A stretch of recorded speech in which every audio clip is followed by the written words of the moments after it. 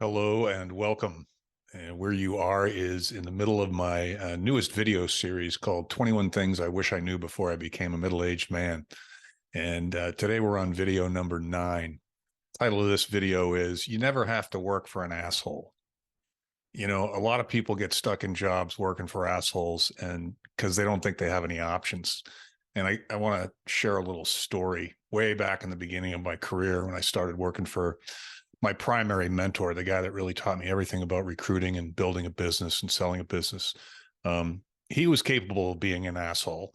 And one day he was a real asshole to me. And he's probably watching right now, so I'm not trying to hide anything. But one day he yelled at me in front of my staff. And I was leading this staff under his mentorship and screamed at me. Don't exactly remember what he said, but it was embarrassing. And after he was done, I pulled him aside and I said, can I talk to you privately in your office? So we walked into his office and I said, look, and I'm paraphrasing because it was 25, 30 years ago. I said, look, I love this job. I respect the fact that you signed my paycheck and I need this job. And, but if you ever yell at me in front of the staff again or in front of anybody again, I'm walking out the door and you'll never see me again.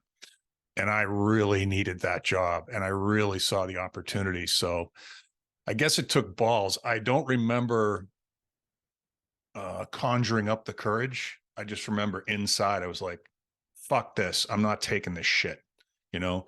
And it completely changed our relationship. From that moment on, I became his right-hand man and we both went on to make a lot of money. And I don't know, I never asked him whether he did that on purpose to test me or he was just being an asshole. But the point of the story is you never need a job more than you need your own self-respect.